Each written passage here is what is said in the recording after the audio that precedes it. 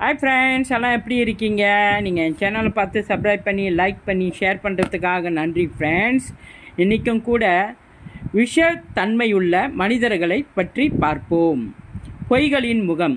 விஷமாய் மாறும் வார்த்தைகள், விழிக்கே தோன்றும் வஞ்சகர் சிரிப்புகள், நல்லவனைப் போல நடிக்கும் நாடகம், நான் நம்பிக்கையை நஞ்சாக்கும் தோழர்கள், நட்பின் பெயரில் நெருப்பை வார்த்தவர்கள், நெஞ்சில் பதைந்த நம்பிக்கையை தகர்த்துவர்கள், மூடிப்போன விழிகளில் தீண்டாமல மெல்ல மெல்ல நம் வாழ்வை சுரண்டுபவர்கள்.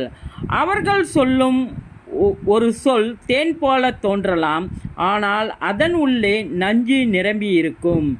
மலராய் விழுந்தாலும் நிழலாய் மறையும். பொய்மையான மனதை எப்படி நம்புவது? உண்மையாய் வாழ்வது கடினம்தான் இன்று. ஆனால் பொய்யின் சுழலில் நிமிர்ந்து நில்ல வேண்டும். போலி மனிதர்கள் விழுந்துவிடும் நேரம் வரும். உண்மை எப்போதும் வெல்லும், அதை மறந்துவிடாதே. சிலது கவிதை வடிவமாக பார்ப்போம். பொய்முகம் போல் பார்த்தாய் நானும் நம்பிக்கையால் சிதைந்தேன். மெல்லும் விஷமாய் வாழும் இந்த உலகில் உண்மையே எனது கவசம் எல்லாம்.